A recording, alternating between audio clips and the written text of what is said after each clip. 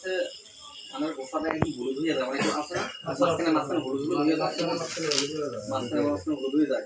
এটার সাথে আপনি এই টিপকের সাথে আপনি বিট দিতে পারেন, বা টিপকের সাথে নেক্সট একটা পণ্য আছে এইটা দিতে পারেন, দিলে এই সমস্যা থেকে আপনার সমাধান হয়ে যাবে।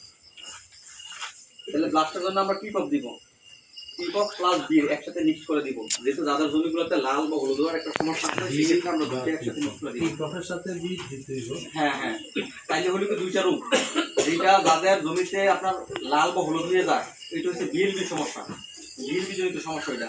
আর যেটা সিটা মরিচা দাগ করে এটা হচ্ছে ব্লাড জনিত সমস্যা। রূপ দুইটা, এই সমাধান দুইটা দিতে হইব। কথা বুঝছেন কিনা ভাই? এই বিষয়ে আর কোনো প্রশ্ন আছে কিনা বলেন? কারণ পোকা এখন হয় কেমন আপনার দিকে? একটা কারণ পোকা আপনি জানেন মানে প্রজনন সময়তে মানে বাচ্চা দিতে কতক্ষণ সময় লাগে?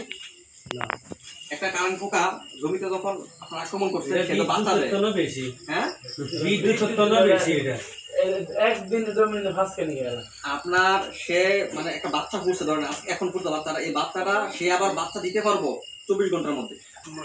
কথা বুঝছেন কিনা? ভালো আছে মানে এই কারণে এটা কারেন্ট পোকা বলা হয়েছে, কি কারণে? হ্যাঁ, এই বিদ্যুৎ